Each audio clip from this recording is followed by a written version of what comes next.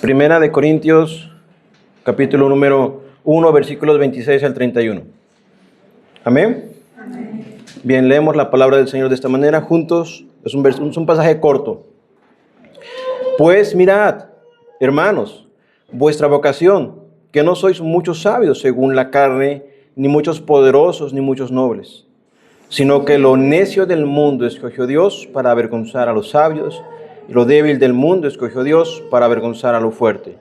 Y lo vil del mundo y lo menospreciado escogió Dios, y lo que no es, para deshacer lo que es, a fin de que nadie se jacte en su presencia. Mas por él estáis vosotros en Cristo Jesús, el cual nos ha sido hecho por Dios sabiduría, justificación, santificación y redención, para que, como está escrito, el que se gloría, gloríese en el Señor. Vamos a orar, ¿sí? Padre, te doy gracias por esta mañana, mediodía ya prácticamente. Te ruego que podamos disfrutar de tu palabra, podamos disfrutar de las Escrituras. Darte gracias, Señor, por lo que tú hablas a nosotros. Mi Dios, en el nombre de Jesucristo, como un hombre débil, Señor, y sin ninguno de los atributos de poder, sin ninguno de los atributos de sabiduría, Señor, humana, más bien siendo un débil, Señor, al igual que mis hermanos, quiero que nosotros entremos en esa conciencia para que toda la gloria sea para ti, Señor, para que lo bueno, lo digno, para que lo que refleje tu gloria, Señor, sea precisamente lo que procede de ti. Mi Señor, hoy te quiero pedir que nuestra mente, nuestro corazón pueda ser dispuesto a escuchar tu palabra, que bendigas este día, que bendigas este momento, que nada distraiga nuestra atención, nada evidentemente que no sea de ti, Señor, es decir, nuestros pensamientos en otras cosas, quizá el cansancio, Señor, debido a que hemos trabajado en la semana. Hay muchos factores, Señor, que nos llevan a perder el foco de la atención. Pero hoy, Rey nuestro, en el nombre de Jesús, ruego que tu gracia sea en nuestras vidas, Padre. Te lo pido en el nombre de Jesús. Amén, Señor. Muy bien, pueden sentarse, mis hermanos. Como saben, esto ya es el quinto mensaje de la primera carta a los Corintios. Es una carta escrita por Pablo a la iglesia que estaba en Corinto. Y solamente para recordarlo, sé que ustedes lo tienen fresco en su mente y en su corazón. La carta de los Corintios es y se identifica como una carta dirigida a una iglesia que tenía muchos conflictos, lo recordarán, y que la razón es porque el mundo o la sociedad o la cultura de la ciudad estaba impregnada en los miembros de la iglesia. Pablo había fundado esa iglesia y ustedes recordarán que Pablo se refiere a esta iglesia como la iglesia de Dios. Se refiere a los cristianos de esa iglesia como los santificados, como los llamados a ser santos. Es decir, yo sé que pudiéramos ver a una persona y decirle, pero es que yo no le veo nada de cristiano, dice que es creyente, pero yo no lo veo. El hermano Pablo, consciente de todos los problemas que están en esta iglesia, él sí les llama hermanos, les dice cristianos, les llama santificados, como ya lo he mencionado, pero ciertamente lo que Pablo va a exponer es una serie de problemas que están en esta iglesia. Y el primer problema que Pablo atiende es el problema de las divisiones. Y estas divisiones surgían porque había ciertos predicadores, buenos predicadores, buenos ministros del Señor, como el mismo Pablo, como lo fue en su momento también Apolos. Si ustedes no han leído de Apolos, pueden aprender de él en el libro de los Hechos, capítulo número 18. Lo poco que se dice de él, que es muy poco, se dice que era un varón poderoso en palabras, conocedor de las Escrituras, elocuente, y precisamente el día viernes, exponíamos la carta, el libro de Amós. Hemos estado repitiendo mucho el libro de Amós, por lo menos los primeros 3 versículos, porque yo les confesaba que no le entendía yo mucho. Entendía el contexto, así que lo que fuimos haciendo fue organizar el contexto general de Amós y de quién era Amós, y también poder entender que Amós fue escrito con una estrategia retórica. Es decir, los predicadores, los que hablan en discursos, deben de tener un dominio del tema, deben tener ciertas capacidades en las cuales puedan captar la atención de la audiencia, pueden quizá modular su voz, quizá algunas poses dentro del escenario o frente al escenario que los llevan a que sean personas cautivantes. No sé si ustedes han visto predicadores o personas que tienen esas características. Pablo enfatiza en lo que estamos aprendiendo en Corintios, que los hermanos de Corinto eran muy dados a poner atención en eso. Eran muy observadores en cuanto a las características de estos predicadores. Y algunos tenían algunos predicadores favoritos. Es por eso que Pablo presenta que a él se le informó que en la iglesia de Corinto había algunos grupos que decían: yo soy de Pablo, yo soy de Apolos, yo soy de Cefas, y otros grupos que también formaban parte del problema, que eran aquellos que decían: yo soy de Cristo. Y lo que hace Pablo en el sermón anterior fue que el tema de las divisiones va a estar hasta el capítulo 3, pero va poco a poco sacando a la luz la raíz del problema. Y el primer problema, o el primer origen del problema, es que los corintios tenían su mente puesta en el mundo. Tenían su mente puesta en que querían ver a los poderosos, a los que reflejaban autoridad. Es decir, buscaban la sabiduría de este mundo. No les interesaba otra cosa más que esa. Y eso era algo curioso y muy común en la época en la que estamos estudiando la carta, porque ellos amaban la sabiduría. Estaban en una región, en una poligriega, que era permeada por todos los filósofos griegos. Si nos recordamos de alguno, quizá los más famosos: Sócrates, Platón, también Aristóteles, otros muchos que podemos mencionar. De tal manera que Pablo tiene que mostrarle a los hermanos de Corinto que la sabiduría de Dios que Cristo es la verdadera sabiduría. Cristo es la sabiduría que debemos desear, o a quien debemos desear, no precisamente algo que tengamos de Él. De tal manera que en el versículo 25, que fue el último que leímos de la primera carta a los Corintios, ese último versículo va a enlazar a ese pasaje que vamos a estudiar el día de hoy. Primera de Corintios 1:25 dice: porque lo insensato de Dios es más sabio que los hombres, y lo débil de Dios es más fuerte que los hombres. Recuerden que la semana pasada lo que aprendíamos es que el débil o aparentemente débil mensaje de la cruz, o insignificante o ilógico mensaje de la cruz, era lo que trae, o es lo que trae salvación, y que a la vista de los corintios o de la cultura griega era algo ilógico, y que inclusive lo sigue siendo al día de hoy. Y cuando termina Pablo esta sección diciendo lo insensato de Dios, no es que Dios sea insensato, sino que para el mundo es insensato. Cuando dice lo débil de Dios, no se refiere a que Dios sea débil, sino que al mundo eso es débil. Pero él enlaza y dice el versículo número 26, pues mirad, hermanos vuestra vocación, que no sois muchos sabios según la carne, ni muchos poderosos, ni muchos nobles. Hermanos, ya les he hablado en otras ocasiones acerca de cuando los generales romanos obtenían grandes victorias conquistando alguna porción de tierra, o destruyendo alguna rebelión, o derrocando a algunos reyes. Normalmente ellos entraban en Roma y se hacía una celebración de victoria, donde se hacían unas caravanas, tocaban trompetas, él se vestía, el general, como si fuera el Sol Invictus, que era la divinidad que ellos tenían.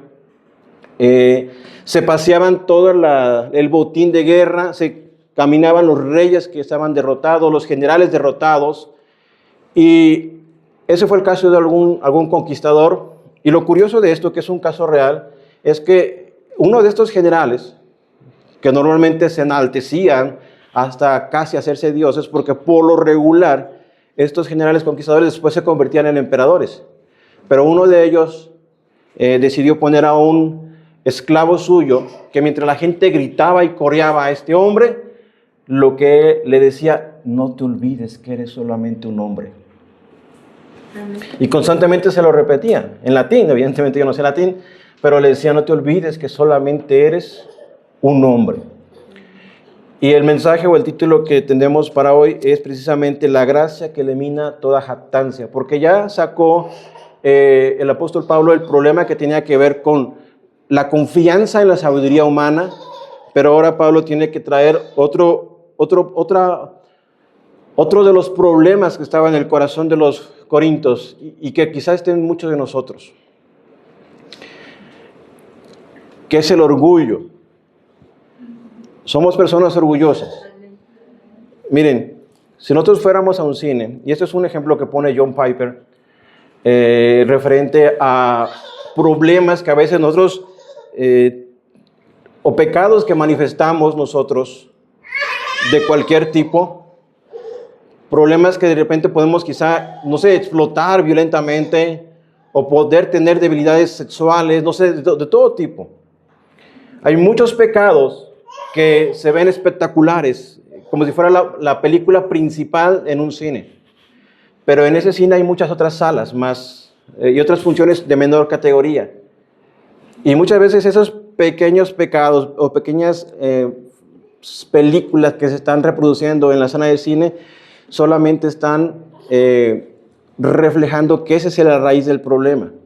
Entonces el orgullo o la jactancia es uno de estos males que nos acarrea muchos problemas y que muchas veces quizá nosotros no lo queremos reconocer porque en cierta manera podemos ver el orgullo como un pecado respetable.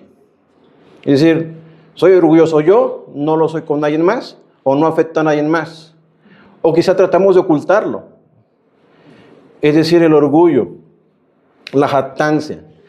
Y eso es lo que estos corintios tenían. Ellos querían alguien que reflejara opulencia, alguien que reflejara poder, alguien que reflejara autoridad, alguien que les enorgulleciera. Y el mensaje de Pablo, o el mismo Pablo, no era eso para ellos.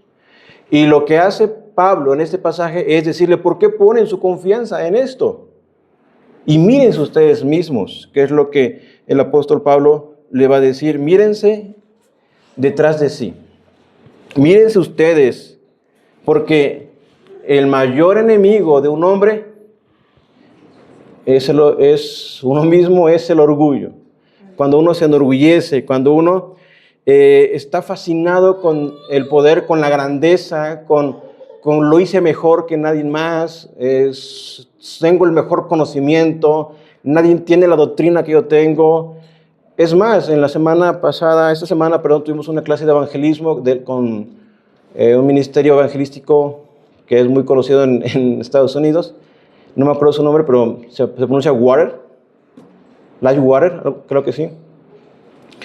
Donde el que nos daba la clase decía, quizás solamente como una exhortación final, respecto a que todos pasamos como cristianos, que nos deslumbramos con las doctrinas de la Reforma, con las doctrinas de la gracia, con la grandeza y la majestad de la enseñanza bíblica, de tal manera que a veces podemos sentirnos más grandes o más importantes o menospreciar a otras personas que no tienen tanta luz u otras denominaciones.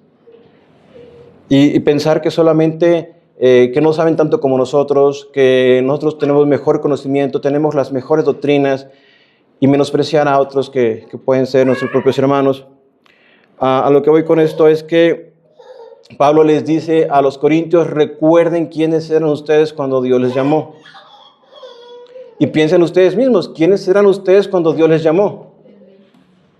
Y lo que Pablo les dice: ustedes no eran ni los más sabios, ni los más poderosos, ni los más ricos.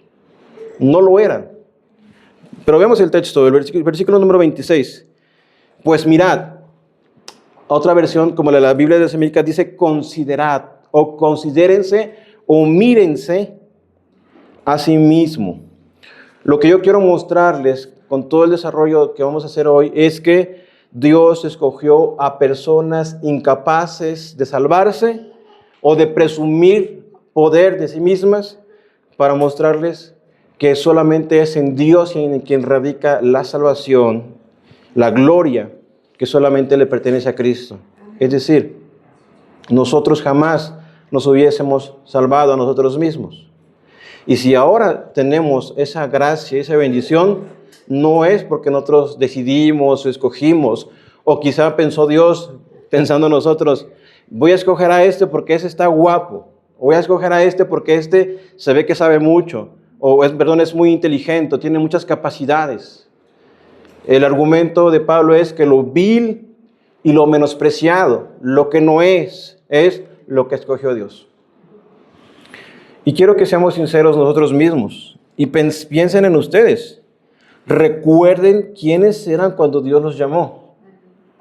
Y que es el primer punto que quiero desarrollar, que es lo que Pablo deja ver a los hermanos de Corinto. ¿Quiénes eran ustedes cuando Dios les llamó? Y les dice, no que miren a Pablo, no que miren a Apolo, sino que se miren a sí mismos. ¿Quiénes eran ustedes? No piensen en Pablo como su candidato o como su campeón, ni en Apolos, ni en nadie más, sino véanse ustedes, ¿quiénes eran? Mírense, considérense. Y aquí dice, considerad, dice otra versión, pues mirad, dice Reina Valera, hermanos, vuestra vocación. Y la Biblia de las Américas dice vuestro llamado, consideren vuestro llamado. ¿Cómo o en qué forma o en qué condición el Señor les llamó? Hermanos, ¿por qué? Porque los hombres somos muy susceptibles a olvidar. Olvidamos rápidamente. Nos olvidamos de cómo éramos antes, de la forma en la que estábamos. Solamente por poner un ejemplo, si ustedes han leído el Deuteronomio, ustedes saben que Dios hizo vagar al pueblo de Israel en el desierto por 40 años. Y en Deuteronomio Moisés les está recordando todas las cosas que han pasado. Y en el capítulo 4 y en el capítulo 6 les dice, cuídense de no olvidarse de dónde les sacaron. Cuando ustedes prosperen y tengan viñas, y tengan casas que ustedes ni siquiera edificaron, viñas que no plantaron, cuando tengan grandes ciudades que nunca levantaron, no se olviden de dónde Dios les ha sacado. Inclusive constantemente Josué o Moisés les hacían referencia a algunas piedras o monumentos que recordaran la condición. Las festividades judías inclusive tenían esa intención. Recuerden que fueron extranjeros en tierra extraña. La fiesta de los tabernáculos. La Pascua, recuerden que fueron extranjeros en Egipto. Y ese día el Señor los libertó con mano poderosa. Hizo que ninguno de sus primogénitos murieran. Y nosotros, mis hermanos, somos fácilmente personas todavía, aún como los israelitas, que olvidamos de dónde nos sacó Dios y rápidamente nos enorgullecemos. Nos sentimos fuertes o poderosos, como en el caso de los corintios, donde lo que el apóstol Pablo les llama a que observen, pues mirad, hermanos, vuestra vocación, que no sois muchos sabios según la carne. Y no está hablando de la profesión de ellos, no está hablando del trabajo que hacen ellos o de su ministerio que tienen, sino de quiénes eran ellos. Y es importante considerar que no precisamente se refiere a la totalidad. ¿A qué me refiero con esto? Miren lo que dice, que no sois muchos, es decir, nos dice o no generaliza que todos fueron miserables, porque a lo largo de la historia, o aún en las cartas de Pablo, Dios ha elegido a principales de la sinagoga. ¿Se acuerdan cuando se fundó la iglesia en Corinto? Había un cierto hombre, Crispo, que era principal de la sinagoga, u otros hombres, como por ejemplo si investigan de Teófilo, o a lo largo de la historia de la iglesia de Cristo, ha habido hombres importantes que Dios los ha alcanzado. Pero el punto aquí es que ese no es algo general. Inclusive eran grandes, pero conforme a la sabiduría humana. No eran grandes en cuanto a la sabiduría de Dios. Y eso tiene que recordarnos lo que el Señor nos dice en Juan 6:44, que ya lo cité la semana pasada, lo hemos citado recientemente, cuando el Señor dice que nadie puede venir a mí si el Padre que me envió no le trajere. Y lo que vemos en esta carta es que Pablo está enfatizando todo eso. constantemente dice y repite, no escogió lo necio, perdón, no escogió lo fuerte, lo grande, sino escogió, y esa es la palabra, escogió. ¿Quién escogió? Dios escogió a personas como nosotros, a personas que éramos débiles, que éramos necios, que éramos viles y éramos menospreciados. Juan 6:37 también dice, todo lo que el Padre me da, vendrá a mí. Entonces, no somos, o según los puntos que elabora aquí el apóstol Pablo, es que primeramente no sois muchos sabios, según la carne. ¿Recuerdan que ellos tenían su confianza en la sabiduría, en la sabiduría griega, en la elocuencia, en todo eso? Entonces ellos dicen, Pablo dice, ustedes no eran sabios. ¿Por qué ponen su confianza en esto? No sois sabios según la carne. También le dice, no sois muchos poderosos, no eran personas políticas, no eran personas que tenían influencia en el gobierno. ¿Por qué ponen su confianza en esto? También les dice, no eran ustedes muchos nobles, no eran personas que eran parte de la nobleza. Inclusive muchos de los cristianos conversos eran esclavos. De tal forma que el apóstol Pablo les dice constantemente, Dios escogió, pero Dios escogió, según lo que estamos viendo aquí, versículo número 27, sino que lo necio del mundo escogió Dios para avergonzar a los sabios. Y lo débil del mundo escogió Dios para avergonzar a lo fuerte. Y lo vil del mundo y lo menospreciado escogió Dios, y lo que no es para deshacer lo que es, a fin de que nadie se jacte en su presencia. Sería un escándalo. Y ustedes piensen en los apóstoles que escogió Jesús. Uno era guerrillero, era un celote. Otro era un cobrador de impuestos, un publicano, enemigo del pueblo de judío. ¿Quién más? Eran pescadores que no eran personas muy letradas. Inclusive escogió, sí, a un rabino, pero que era un asesino, como Pablo. Es decir, ustedes dense cuenta. Y esto es lo que apela muchas veces a nuestra condición. No sé ustedes, pero algunas veces, o al menos yo puedo decir, crecemos pensando o teniendo alta estima de nosotros mismos. O pensándonos importantes, o de abolengo, o pensándonos que tenemos familia en el gobierno, o no sé. Hay muchas circunstancias que nos pueden llevar a poner nuestra confianza en otras cosas. Yo no sé si ustedes alguna vez lo pensaron. Normalmente eso lo piensa uno cuando es adolescente. Pero si nos mantenemos así, vamos a continuar con esa idea, con ese pensamiento. Pero lo que nos está enseñando Pablo y lo que ustedes deben aprender, lo que nosotros debemos poner en práctica es que lo más vil, lo menospreciado, lo necio, lo que no es lo que escogió Dios. Gente que para el mundo no cuenta. Gente que para el mundo no es importante.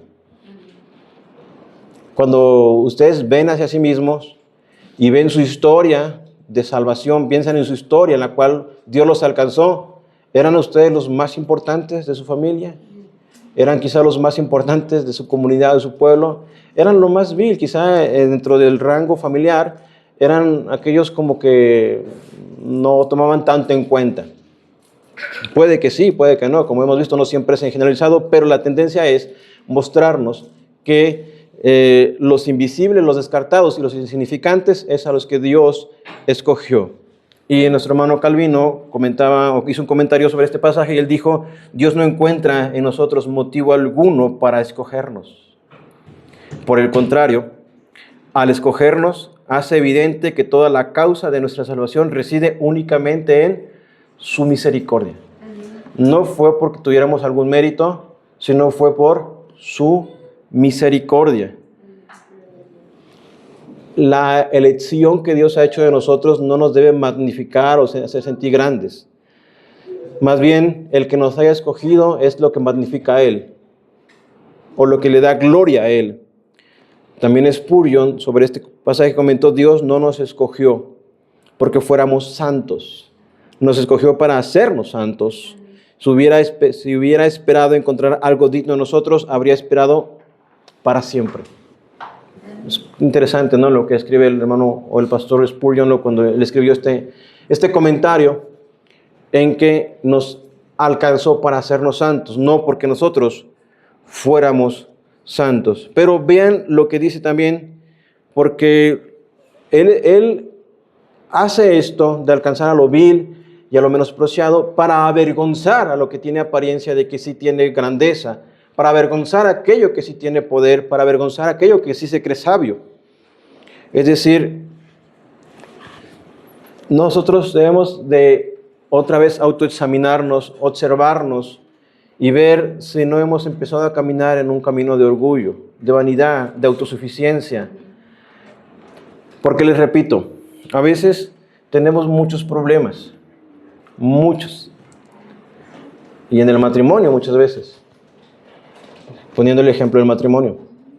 Pero si ustedes se pueden analizar, ¿no será muchos de los problemas por el orgullo? A veces los hombres, y yo lo he platicado con otros hermanos, le dejamos de hablar a la esposa. ¿No lo han hecho? Yo a veces sí, hermanos. O sea, no que... ¿A qué me refiero? Y en esto mi esposa es mucho más sabia que yo. Y a veces, no solamente mi esposa, sino las mujeres a veces son más humildes que los hombres.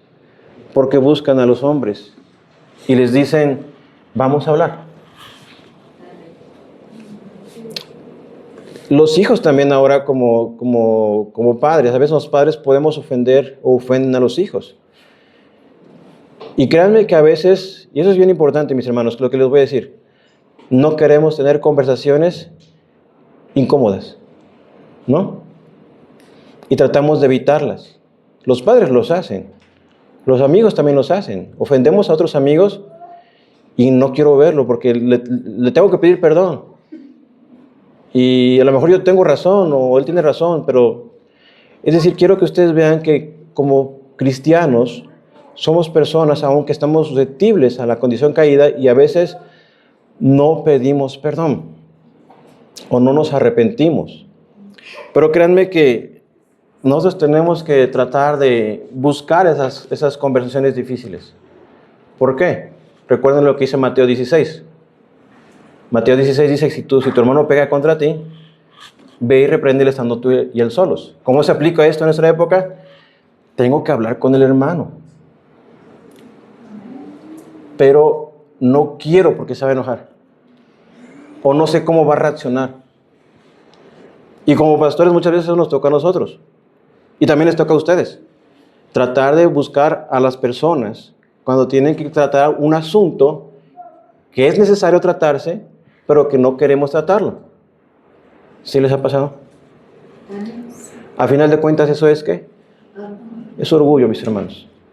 Y el orgullo hace mucho daño. Y se dan cuenta que decimos orgullo, pero no es un pecado tan malo. Pero ese orgullo va a desencadenar en pecados mucho más grandes, monstruos más grandes, que van a afectar a los matrimonios, van a afectar a los hijos con los padres o viceversa. O inclusive, mis hermanos, afectan nuestras relaciones como hermanos. Es que no me saludó este día. O es que me hizo una cara. Hermanos, si hemos pasado 1 año, 2 años, 3 años, bueno, 3 o 1 año por lo menos, en este año ya nos hemos ofendido en algún caso, o en alguna situación, quizá pequeña, quizá mayor. Nos hemos ofendido. Porque es normal. Somos seres humanos, tenemos convivencia continua, y quizá en alguna otra cosa, quizá a lo mejor por malos entendidos, o quizá yo no venía con una buena actitud y le respondí de una mala manera. Es decir, debemos ser conscientes que como seres humanos necesitamos ser personas que constantemente estemos recordando de dónde Dios nos sacó. Amén. De que Dios nos sacó de lo vil y de lo menospreciado. Amén. Porque antes quizá podríamos presumir de que teníamos recursos, dinero. Podríamos presumir como iglesia que tenemos la mejor doctrina, que no hay nadie como nosotros que tenga las mejores relaciones internacionales con los mejores pastores. Podemos presumir que tengo una carrera profesional o un negocio, o puedo presumir que tengo ciertos condiciones. No sé, puedo presumir inclusive que soy más inteligente que los demás. Hay muchas personas así, es que dicen, es que con esas personas no, porque no tienen mi nivel intelectual, yo no me llevo con esas personas. ¿Se dan cuenta, mis hermanos, con todo esto, que este problema del orgullo que está sacando a la luz, y aquí Pablo ya ha sacado dos puntos, ha sacado el problema de poner tu confianza en la sabiduría humana, y otro punto está sacando el orgullo. El orgullo y la confianza en el mundo son problemas que causan divisiones en las iglesias. Ellos ponían su orgullo, es que Pablo es mejor, es que Pedro es apóstol, fue apóstol directo de Jesús. No, pero no has escuchado a Apolos, tiene una elocuencia, el dominio que tiene de las Escrituras. Pero ¿de dónde radicaba todo eso? ¿En las habilidades de cada predicador? No, radicaba en el corazón del hombre, en el corazón de los corintios. Y otra vez, el argumento de Pablo, recordemos de dónde Dios nos llamó. De dónde Dios nos llamó, cuál era nuestra condición. De tal manera que Pablo les dice esto, parafraseando, si hoy permanezco en Cristo, no es porque fui más sabio que otros, o no es porque son más sabios que otros, sino es porque Dios tuvo misericordia de mí. Si los corintios aún son llamados hermanos y son exhortados a ser llamados iglesia de Cristo, si nosotros somos llamados a ser una iglesia, es también porque Dios tuvo misericordia de nosotros. Y esto nos va a llevar al siguiente punto, hasta el versículo número 30. La conclusión del primer punto es que, lo dice el versículo 28, a lo vil del mundo y lo menospreciado escogió Dios, y lo que no es para deshacer lo que es, a fin de que nadie se jacte en su presencia. Ningún cristiano debe jactarse de otra cosa que no sea de Cristo nuestro Señor, que es la conclusión de Pablo en este pasaje. Ninguno debe sentirse grande ni poderoso, sino solamente que Cristo está en nosotros. El segundo punto se basa en el versículo número 30, donde tenemos que reconocer, o Pablo llama a reconocer a los corintios, que todo lo que poseen en ese momento es por Cristo, por nadie más. Todo lo que poseen. Y vean lo que dice el versículo 30, más por Él, más por Él. Ya les dijo, no es su gloria, no es su jactancia, no es su sabiduría. Es más, ustedes eran los más viles, los más necios, los más insignificantes. Y si ahora tienen algo, más por Él estáis vosotros en Cristo Jesús. Y dense cuenta de lo que dice. No es que lo tengan, sino es que están en Él. Están en Cristo Jesús. Y les recuerdo, ustedes no eran sabios, no eran poderosos, no eran nobles, más bien eran débiles, eran menospreciados, eran personas. De tal manera que Pablo está haciendo algo que hace el Evangelio. Primero nos vacía, primero nos humilla, pero el Evangelio no nos deja así, porque nos da también la respuesta para después llenarnos de Cristo. Así que nuestra salvación, y dense cuenta, no tiene origen en nosotros. Vean lo que dice las primeras tres palabras, más por Él. ¿Sí lo vieron? Más por Él. Y Pablo lo está haciendo enfáticamente desde que empezamos a leer la carta. Todo procede de Él y para Él. Más por Él estáis vosotros en Cristo Jesús. Y aquí va a hablar el apóstol Pablo de algunas bendiciones que recibimos como creyentes. Vean lo que dice, más por Él estáis vosotros en Cristo Jesús, el cual nos ha sido hecho por Dios sabiduría. Prácticamente les dice, ustedes buscaban sabiduría, no la sabiduría del mundo. Ustedes reciben sabiduría de Cristo. La sabiduría del mundo, la que Santiago dice que la sabiduría que desciende de lo alto. La sabiduría que encontramos en los proverbios. La sabiduría que está impregnada en todo el Antiguo Testamento de mostrar un Dios tan glorioso y tan grande, tan majestuoso, que previendo tantas cosas, vislumbró, por ejemplo, que la mujer quedara protegida en caso de algún divorcio. A veces leemos, los judíos repudiaban a la mujer, pero no era nada más como que, porque sí, había un proceso de investigación en el cual se tenía que definir qué pasaba. Y si el hombre era el que incumplía, la mujer quedaba protegida de por vida. El caso, por ejemplo, del adulterio, de la mujer adúltera, no era simplemente llevar a la mujer adúltera, no, teníamos que ver al otro que también incurrió en pecado. Cuando ustedes ven toda la Escritura, cuando ven los Salmos, cuando ven los Proverbios, cuando ven la Biblia completamente, esa es la sabiduría de Dios. La sabiduría que necesitamos. Y prácticamente les está diciendo, ustedes buscaban sabiduría. La sabiduría del mundo no sirve. Ustedes necesitan la sabiduría que es de Cristo. Pero vean lo que dice el versículo 30. Más por Él estáis vosotros en Cristo Jesús, el cual nos ha sido hecho por Dios sabiduría. Pero también dice algo más. Jesús nos es también justificación. Y esto es bien importante, porque Pablo sale del tema de la sabiduría para llevarnos a la condición legal que tienen los seres humanos. Nosotros sin Cristo estábamos muertos en delitos y pecados. Nosotros sin el Señor y sin la mediación que Él hizo, estamos condenados porque somos o éramos enemigos de Dios. Eso es bien importante, mis hermanos. Porque Cristo nos es sabiduría, pero también nos es justificación. Recuerden lo que dice Romanos 5:1, justificados pues por la fe, tenemos paz para con Dios. Es decir, hemos sido o somos llamados, o somos personas que disfrutamos de la reconciliación que tenemos en Cristo. Todo eso está hablando acerca de la unión con Cristo. Todo esto enfatiza que la unión con Cristo, al estar unidos a Cristo, al ser asidos a Él, es donde fluyen todas las bendiciones que conlleva la salvación. Mis hermanos, a veces, no sé ustedes, pero a veces nos enfocamos mucho en lo que Cristo nos puede dar, o les predicamos a las personas lo que Cristo puede hacer por ellos. Pero a lo que voy con esto es que en Cristo tenemos la plenitud de todas las cosas. No buscamos solamente las bendiciones de Cristo, o no busquemos más bien solamente las bendiciones que podemos recibir de Cristo. Lo que Pablo está enfocando es que deseémosle a Él, deseemos a Cristo, le amemos a Él, le deseemos. No se trata solamente de bendiciones o beneficios sociales, se trata de una persona, se trata de Cristo. Se trata de amarle a Él. No se trata de encontrar una filosofía, una metodología para la crianza de los hijos, una metodología para resolver todos los problemas del matrimonio, una metodología para hacer crecer la iglesia. A quien necesitamos es a Cristo. Amén. Necesitamos al Señor.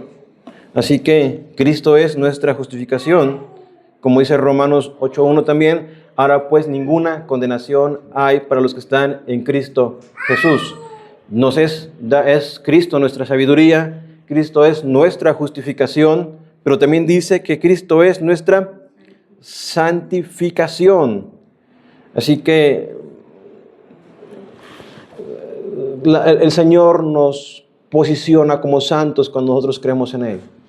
El viernes estábamos hablando de Amós. Y les comentaba que Amós no le entendía yo mucho. Y a veces Amós es malentendido porque Amós, algunos predicadores dicen que habla del beneficio social o el evangelio social. Porque Amós habla acerca del desvalido, el desprotegido, el necesitado, el abusado. Y Amós hace una estrategia retórica muy interesante. Amós predica al reino del norte, pero él es del sur. Y Amós llega a Israel y lo que llega diciendo es juicios contra Damasco. Por ejemplo, dice, Damasco es un pueblo que va a recibir justicia de Dios porque hizo lo malo, porque destruyó, porque mató. Luego dirige su atención y los de casa también van a ser juzgados. Para que me entiendan, miren, es como si yo dijera, empezara yo a disciplinar a los niños. Juanito, tú sacaste 5 porque no hiciste la tarea. Tú estás reprobado porque también no me entregaste bien los trabajos. Usted, niña, está también con baja calificación porque no hizo lo que debió hacer. Y yo estoy reprobado porque no les enseñé bien. En cierta manera es una estrategia retórica que está utilizando de enjuiciar bajo un criterio a todos los demás pueblos para culminar con Israel y mostrarle que es culpable. Pero al final de cuentas, lo que yo quiero enfatizar es que, en base a este tema de santidad o de santificación, es que Israel en su momento fue un pueblo que quebrantó el pacto que Dios tuvo con ellos. Y profanaron su santo nombre. Profanaron su santo nombre. No fue un pueblo que se apartó para Él. Así como nosotros debemos ser también personas, cristianos, que habiendo recibido de Cristo la sabiduría, habiendo sido justificados por Cristo, teniendo ese beneficio judicial, ahora también seamos personas que vivamos en santidad. ¿Se acuerdan del versículo de Pedro? Sed santos en toda vuestra manera de vivir. Sed santo como yo soy santo. Y santo, recuerden, significa apartado. Cuando yo me aparto del pecado, del mundo, o inclusive los corintios debieron haberse apartado de las filosofías de su sociedad, de la creencia retórica y elocuencia de sus exponentes, debieron verse apartados para poder concentrarse solamente en Cristo. De la misma manera, mis hermanos, cada uno de nosotros debemos ser personas que vivamos en santidad. Aquí dice el apóstol Pablo, dice, mas por Él estáis vosotros en Cristo Jesús, el cual nos ha sido hecho por Dios sabiduría, justificación, santificación y redención. En cuanto a la santificación, Thomas Watson dice, la misma mano que nos justifica también comienza a embellecer el alma con la santidad. El llamado que cada uno de ustedes tiene es que cada vez sean más santos. Amén. Y que la santidad pueda hacerse notoria. Amén. Miren, les dije que después de un año, pues es muy probable que hayamos tenido alguna rencilla o algún malentendido o algún conflicto. Pero la idea no es permanecer así. La idea es que podamos cada vez ser más santos. Que podamos ser personas que nos vamos santificando cada vez más. Que seguimos perseverando. Que nuestro carácter cambie. Que nuestros hermanos o nuestros cónyuges puedan notar que realmente hemos sido impregnados de la sabiduría de Dios, que realmente Cristo es nuestra justificación, que vamos siendo renovados de gloria en gloria. La idea de estar en la iglesia es evidentemente adorar al Señor, pero es de que haya una progresión en nuestras vidas, de que nos santifiquemos cada vez más, que haya una renovación de nuestra mente, que mi manera de pensar, que mi manera de actuar sea transformada, primeramente por la gracia y por la gloria que Cristo ya ha impregnado en mí, por la salvación, pero también por ese llamado que el Señor nos hace. Así que en sus vidas, en mi vida, Dios nos llama a que cada vez seamos más santos, pero que esa santidad se note o se haga evidente. Y a veces, mis hermanos, se hace evidente de una forma sin que lo percibamos. Cuando comenzamos a conocer del Evangelio, yo no sé, ustedes, les pedí que recordaran cuando creyeron, ¿no? Cuando fueron regenerados, cuando el Señor los alcanzó. Pero a veces, desde la perspectiva mía, yo puedo ver cuando un hermano va quizá creciendo. E inclusive ustedes pueden ver en mí si realmente yo he ido creciendo en santidad o en obediencia, en integridad. Quizá mi manera de hablar ha cambiado, mi manera de tratarlos a ustedes ha cambiado. Y lo idóneo es que cambie para bien. Asimismo, también en ustedes puedo ver, y a veces veo en los jóvenes, que ahora ya hay interés por las cosas de Dios. Así como también puedo ver que no hay interés por las cosas del Señor. De la misma manera, lo que quiero decir es que esto sea notorio en nuestras vidas. Y lo último que dice Pablo, o la bendición que recibimos, es que recibimos una redención. Habla del precio que Cristo pagó por nosotros, de la libertad con la cual nos hizo libres. Hace rato leíamos Apocalipsis 1:5, el cual nos amó y nos lavó de nuestros pecados con su sangre. Ese lavamiento tuvo un precio altísimo, que fue la vida del Salvador. Y nosotros tenemos que considerar que ya no pertenecemos al pecado, que ya no pertenecemos al mundo, que ya no le pertenecemos a Satanás, que ya no nos pertenecemos a nosotros mismos, mis hermanos. Nosotros debemos considerar que le pertenecemos a Cristo, estamos en Él, somos de Él. De tal manera que nosotros podamos llegar a esta conclusión, después de entender que Dios nos escogió, Dios nos escogió aún de lo más vil, de lo que no es, de que no éramos sabios, ni ricos, ni elocuentes, ni nada de eso, podamos considerar esto que termina diciendo en el versículo número 31. ¿Para qué? ¿Para qué hacer todo este ejercicio que Pablo nos llevó? ¿Para qué considerarnos o traernos a esa condición? De saber que en Cristo tenemos sabiduría, justificación, redención. Porque a final de cuentas, como les he dicho, si hay algo bueno en mí, si algo es progresivo en mí en cuanto a Cristo, realmente, como está escrito, dice el apóstol Pablo, citando a Jeremías 9:24, el que se gloría, gloríese en el Señor. En lo que ustedes se sientan grandes, en lo que yo pueda ser grande, en lo que la iglesia pueda ser grande, que sea en el Señor, que nos gloriemos en el Señor, nos gocemos en el Señor. Y la cita de Jeremías es, no se alabe el sabio en su sabiduría, no se alabe el rico en su riqueza, y no se alabe el valiente en su valentía. El que tenga de qué alabarse, alábese en esto, en entenderme, en conocerme. Y es bien importante que realmente regresemos otra vez a lo más fundamental. ¿Cómo fue su vida cuando ustedes creyeron por primera vez en el Señor o cuando empezaron a creer en el Señor? ¿Cambió algo? ¿Había una necesidad por Cristo? ¿Había un hambre por Él? ¿Había un gozo por Él?